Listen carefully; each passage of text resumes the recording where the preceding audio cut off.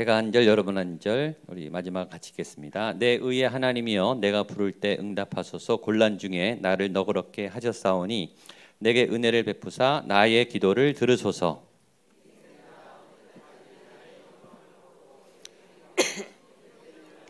거짓을 구하 여호와께서 자기를 위하여 경건한 자를 택하신 줄 너희가 알지어다. 내가 그를 부를 때 여호와께서 들으시리로다.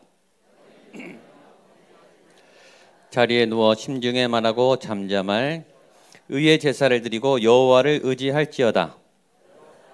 우리에게 선을 보일 자 누구뇨 하오니 여호와여 주의 얼굴을 들어 우리에게 주께서 내 마음에 두신 기쁨은 그들의 곡식과 새 포도주가 풍성할 때보다 더하니이다. 함께 읽겠습니다. 내가 평안히 눕고 자기도 하리니 나를 안전히 살게 하시는 이는 오직 여호와이시니이다. 아멘. 아멘. 제가 설교를 준비하면서 오늘 이 본문, 이 설교를 꼭 들어야 되는 분이 여기 올 거다. 그런 확신이 들었어요.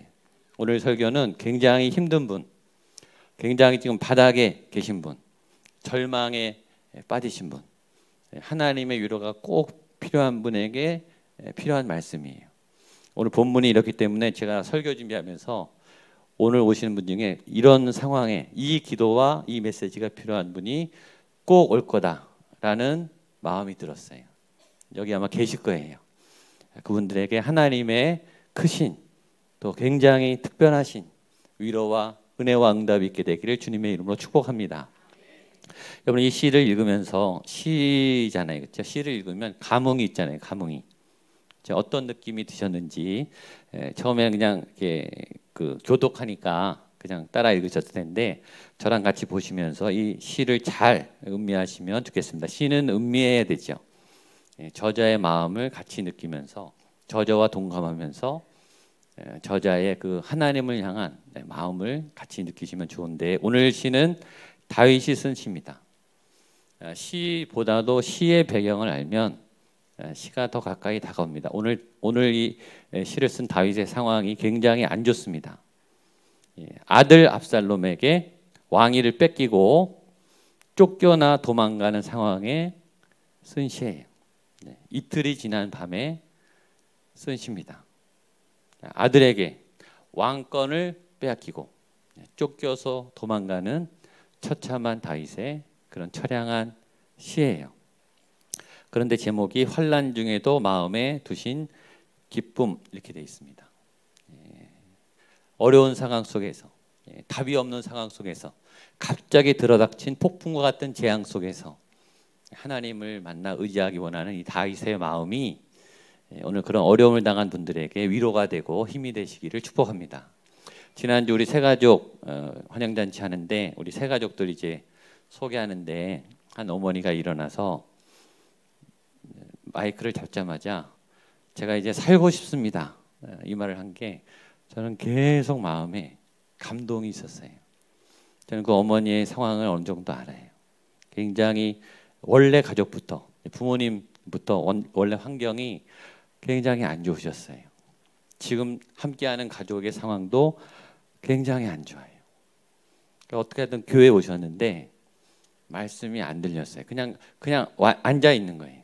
누가 오라 그래서 억지로 앉아 계시는데 어느 날부터 말씀이 들리기 시작했다는 거예요. 말씀이 파고드는데 점점 믿음이 생기시다라는 거예요. 그래서 그날 새가족들 앞에 우리 교회 리더십들 앞에 그 어머니께서 여러 번 이제 내가 살고 싶습니다. 살고 싶은 생각이 들었습니다. 내가 예배하면서 하나님이 나를 살려주시겠다. 그런 희망이 생겼습니다. 그 고백을 하는데 제 마음이 얼마나 벅차올랐는지 몰라요. 교회는 그런 공동체구나. 절망했던 사람들이 와서 살고 싶다. 일어나고 싶다. 그래 내가 이렇게 살면 안 되지. 힘을 내야지. 하나님이 계시지. 소망이 있지. 그런 하나님을 만나는 회복 공동체가 교회구나. 제가 일주일 내내 그 어머니의 그 외침이 쟁쟁쟁 제 속에 메아리 쳤어요. 그리고 그 속에서 그 어머니 속에 있는 삶을 향한, 생을 향한, 하나님을 향한 그 영혼의 깊은 절규가 느껴졌어요. 그리고 기도하겠죠. 하나님, 그 어머니를 붙잡아 주십시오. 그 어머니의 이 의지가 꺾이지 않도록 도와주십시오. 얼마나 큰 소망이 있는지 모르겠어요. 여러분, 삶은 평탄치 않죠. 일상도 힘들어요. 근데 그 일상도 힘든데 가끔씩 큰 폭풍이 쳐요. 반갑지 않은 손님들이 막 들이닥쳐요. 또 이게 어려울 때는요, 이게 같이 와요. 정신을 못 차려요. 여러분, 우리가 일상 이렇게 여러분들 다 평범하게 앉아 계신 것 같지만 그렇지 않죠. 다 사정이 있고, 지난주에 저희 교회에 장례난 분이 있어요. 그죠? 생애 큰 힘든 가장 사랑하는 가족을 지난주에 잃으신 거예요. 그분에게는 인생에 잊을 수 없는 아픔과 충격적인 일이죠. 우리들 중에 누군가는 그런 일을 지난주에 겪으셨어요. 지난주에 어떤 분은 병 진단을 받았어요. 본인이 상상하지 않았던 심각한 질병을 받아들여야 되는, 마음이 무너지는, 어찌 내 인생에 이런 일이. 지난주에 우리 교회 어떤 분은 수술 날짜를 잡았어요. 큰 수술. 그런 분들이 우리 가운데 있어요. 평범하게 지내는 일생이 아니죠. 우리는 큰 폭풍우가 매주 들어 닥칩니다. 우리의 마음을 평안하지 않게 하는 그런 시험과 환난과 올무들이 오늘 나에게는 아니었지만, 이번 주 나에게는 아니었지만 누군가에게는 불어닥치고 있어요. 그런 분들의 마음에, 그런 분들의 외로움에 교회가 희망이 될 수 있기를 축복합니다. 아무도 나를 알아주지 않고 헤쳐나갈 길이 없고 앞길은 막막하고, 근데 교회 와서 앉아 있으면, 찬양할 힘도 없는데 앉아만 있어도 마음이 놓이는 거예요. 하나님의 말씀을 들으면, 찬양 소리를 들으면 마음이 평온해지는 거예요. 안심이 되는 교회, 위로가 되는 예배, 뭔가 새 힘과 소망을 주는 위로부터 부으시는 하나님의 은혜. 여러분, 그게 교회의 공동체입니다. 교회는 그런 하나님을 사모하는, 하나님을 갈망하는 믿음의 공동체예요. 그리고 주님은 반드시 그렇게 상한 심령을 가지고 처절하게 짓밟혔음에도 이곳에 와 예배하고 하나님을 부르짖는 자들에게 분명히 만나 주시고 도움을 열어줄 줄로 믿습니다. 다윗이 오늘 그런 마음으로 시편을 쓴 거예요. 다윗은 지금 인생의 가장 심각한 추락과 위기를 만나고 있어요. 그는 지금 자리에서 쫓겨나요. 여러분, 그 자리가 높을수록 쫓겨나는 추락은 더 비참한 거 아시죠?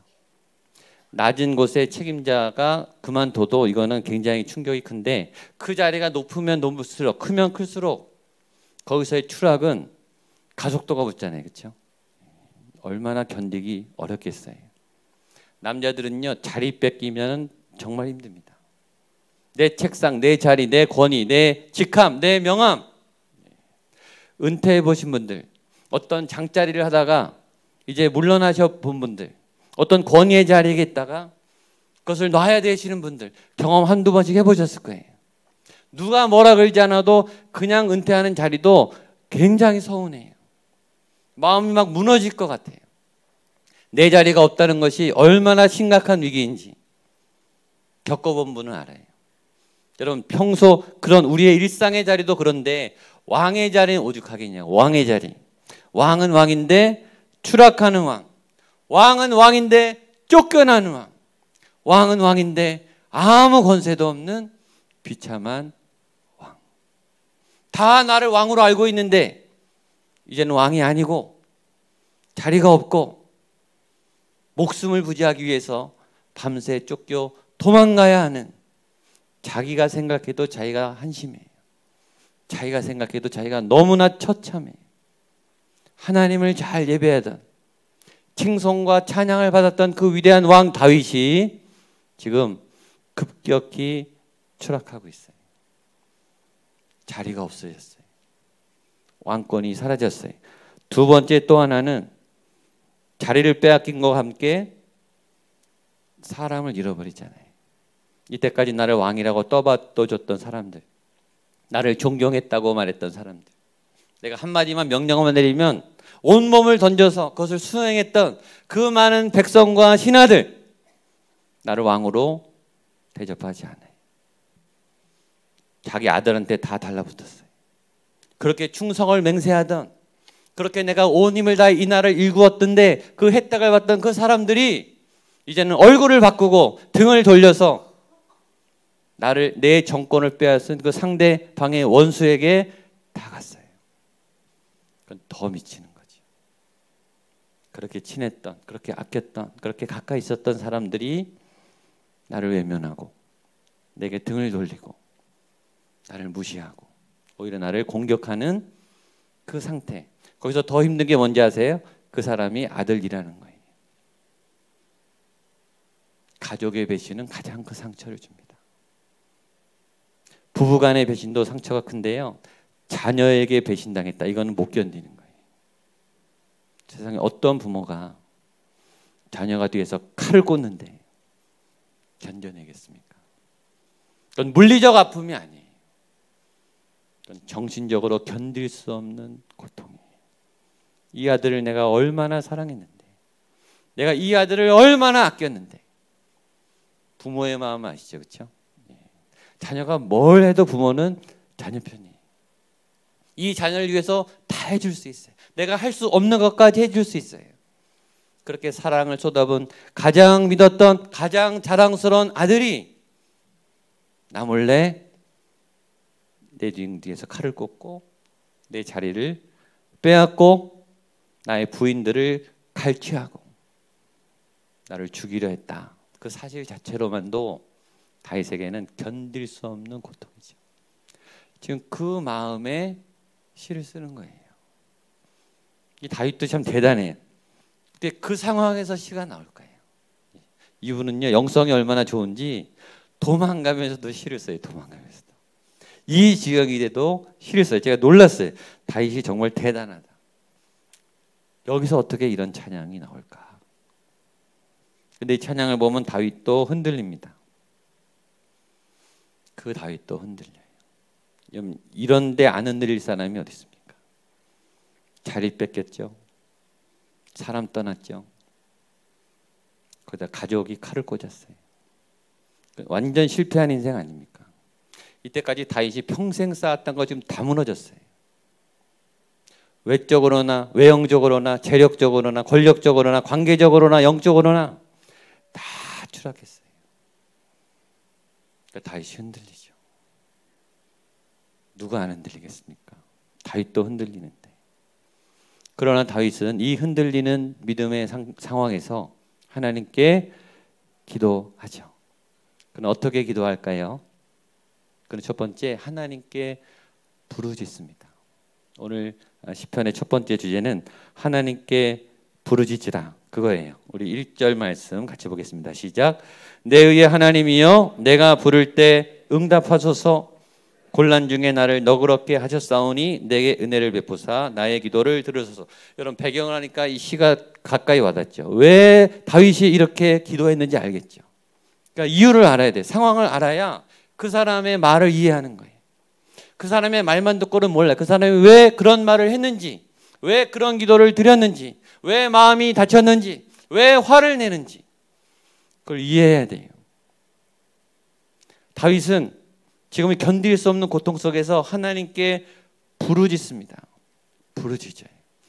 이 기도는 얼마나 절박했겠어요. 이 기도는 얼마나 간절했겠어요. 여러분, 시험을 만나면 딱 두 가지 부류가 나와요. 하나는 하나님하고 멀어져요. 하나님, 이럴 수 있습니까? 나 교회 안 나가. 나 기도 안 해. 나 봉사 안 해. 너무 하나님이 싫어져요. 그러나 시험을 당하면 당할수록 더 가까이 하나님께 나오는 사람이 있어요.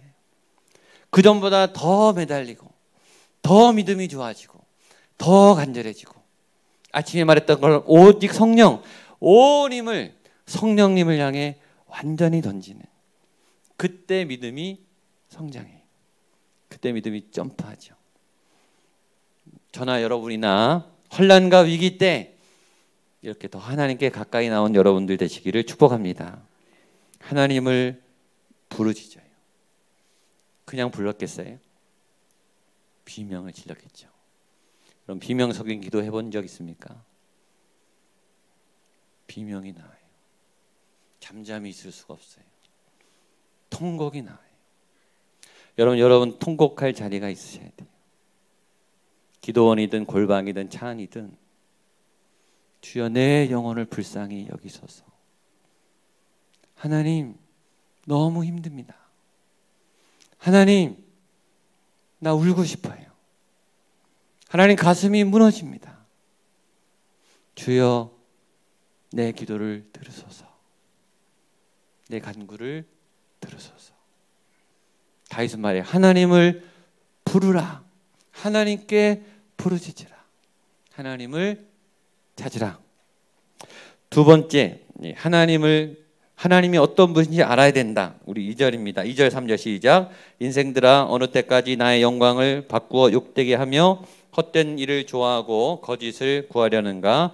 여호와께서 자기를 위하여 경건한 자를 택하신 줄 너희가 알지어다. 내가 그를 부를 때 여호와께서 들으시리로다. 아멘. 다윗이 부르짖는 이유는 그분이 들으시기 때문에. 이게 하나님을 알고 기도하는 거야. 하나님은 그냥 허공에 대고 그냥 던지는 게 아니라 하나님은 반드시 내 기도를 들으신다. 응답하신다. 나의 아픔과 억울함을 아신다. 그냥이 아니에요. 하나님은 반드시 알고 기억하고 갚아주고 도와주세요. 그 믿음으로 기도하게 되기를 축복합니다. 그 하나님을 알아야 기도가 쉬워요. 알아야 기도가 확신이 나요. 하나님이 결코 이 나의 기도를 땅에 떨어지지 않는다. 이 기도가 공허한 외침이 아니고 하나님의 마음에 합한 상한 심령의 기도이다. 그분이 나를 가슴 아파하신다. 그분이 나를 긍휼히 여기신다. 그분이 들으신다. 다윗이 그렇게 갈수록 기도가 커지는 까닭은 그의 기도를 방해하는 그 마음이 목소리가 더 크기 때문에 자기 자신 스스로도 옆에 사람들로부터 조롱 있는 거예요. 네 하나님이 어디서 도대체? 네가 그렇게 사랑하는 하나님, 네가 그렇게 예배한 하나님이 도대체 어디 있어? 이게 다른 사람으로부터 말 들어도 힘든데요. 내 안에 이런 소리가 나와요. 내가 잘 믿고 있는데도 내 안에 이런 원망이 나와요. 하나님, 이럴 수가 있습니까? 하나님 도대체 계신 겁니까? 내 마음에 막 의심이 막 드는 거예요. 머리가 막 복잡해져. 머리가 터질 것 같아요. 사람들은 그렇게 말하지 않는데 내 속에 그런 비난의 목소리가 와글와글 들려요. 사단이 막 괴롭히는 거죠. 남들은 그렇지 않은데 내 속에 혼자서 내가 그냥 소설을 쓰고 있어요. 내가 나를 더 추락시켜요. 내 속의 생각이, 사단이 자꾸 생각으로 더 추락을 시켜요.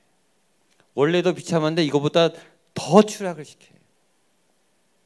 근데 이걸 싸우면서 다윗이 내가 부를 때 하나님이 들으신다. 하나님이 나를 버리지 않는다. 한쪽 마음은 버릴 것 같아.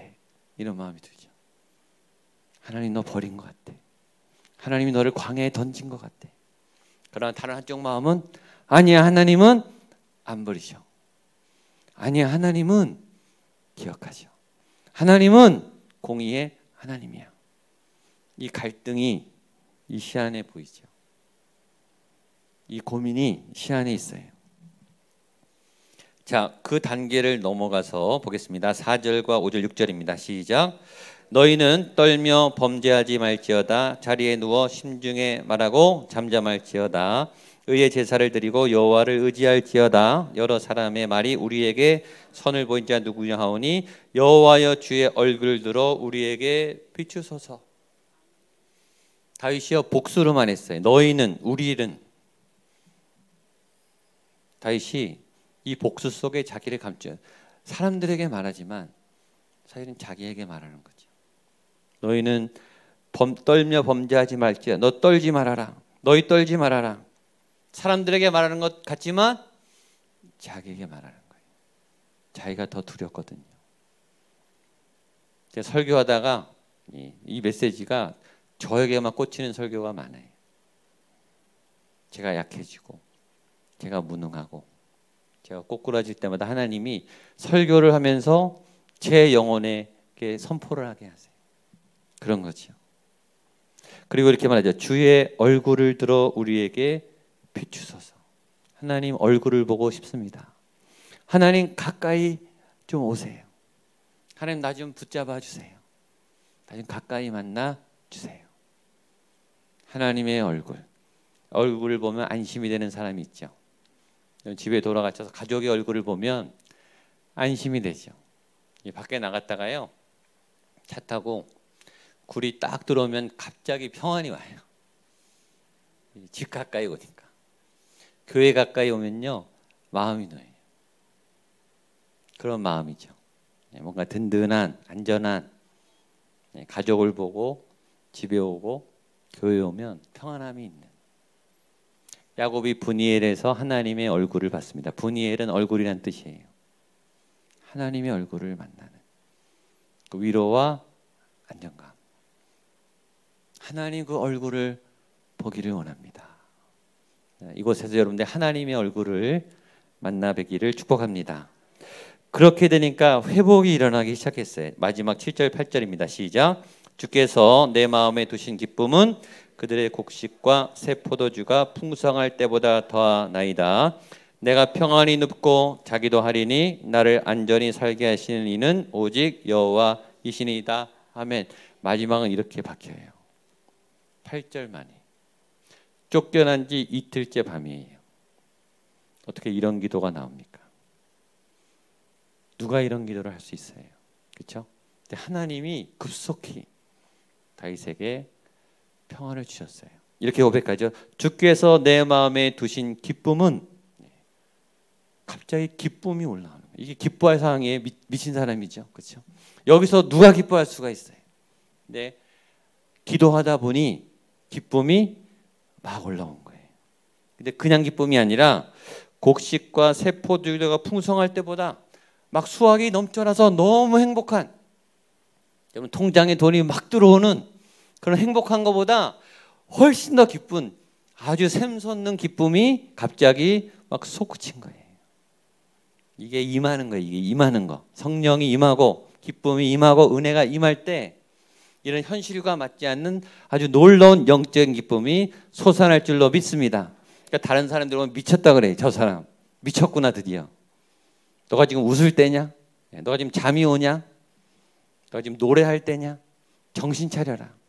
근데 이 사람은 속에 기쁨이 올라오는 거예요. 그 다음날 어땠을까요? 제 상상에 그 다음날 또 추락했을 거예요. 다윗이. 현실을 보니까. 근데 또 노래했겠죠. 기쁨을 회복했겠죠. 반복이에요. 눈을 뜨면 괴롭고 눈을 감으면 기쁘고 현실을 보면 분노가 올라오고 예배하면 회복되고 반복이죠. 이 아주 치열한 싸움을 다윗이 하고 있습니다. 여러분 다윗도 이렇게 살았어요. 그 믿음 좋은 다윗도, 그 승승장구하는 다윗도, 여호와께서 다윗이 어디로 가든지 이기게 하시더라. 그 대명사인 다윗도 이런 환난을 겪었어요. 신앙은 탄탄대로가 아니에요. 여러분 믿음이 올바를수록 하나님께 나아갈수록 방해가 많습니다. 정말 어이없는 공격이 있습니다. 그러나 오늘 다윗처럼 주께서 내 마음에 두신 기쁨은, 이 고백과 찬양이 나오는 여러분들 수 있기를 축복합니다. 다시 한 주간 세상으로 나가면서 이 믿음 굳게 붙잡고 하나님께 나아가는 저 여러분 될 수 있기를 축복합니다. 아멘. 우리 일어나서 우리 힘차게 찬양하고 기도하겠습니다. 우리 잘 아는 찬양, 나의 반석이신 하나님, 오늘 다윗의 마음을 담아서 신실하신 하나님,